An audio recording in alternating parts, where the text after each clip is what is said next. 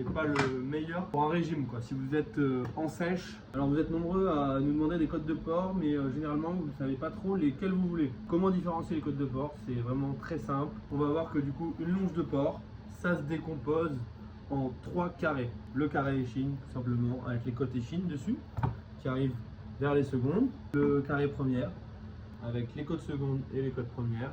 Le carré filet tout simplement parce qu'ici on a le filet mignon, le filet, le morceau le plus tendre du cochon. Je vais vous en couper une de chaque, comme ça on va voir la différence là, entre toutes les côtes. Pour les côtes échine, je vais partir forcément de ce côté, le côté le plus entrelardé. Donc, les côtes échine, nous, c'est celles qu'en général les bouchers y préfèrent, parce que tout simplement, ce sont les côtes les plus moelleuses. Après, c'est vraiment une question de goût. On sait que dans la clientèle, il y en a beaucoup qui veulent des choses qui sont pas très grasses.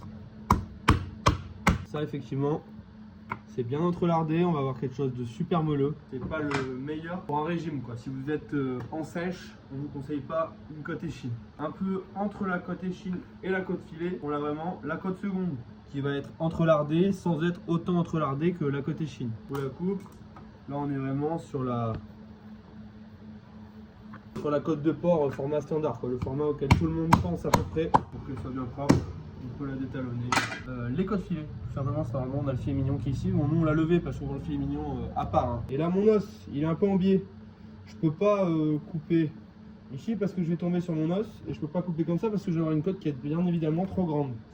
Donc ce que je fais, je viens un peu décoller mon os pour tricher un petit peu, pour essayer de me le ramener ici là comme ça. Je me le ramène pour faire une côte de porc à taille humaine. Tac, ma côte filet, ma côte seconde, ma côte échine. Du plus entrelardé au plus maigre.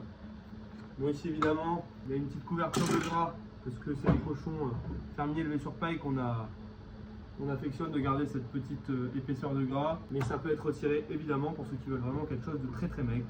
Entre les côtes échine, les côtes secondes, les côtes premières au milieu et les côtes filets.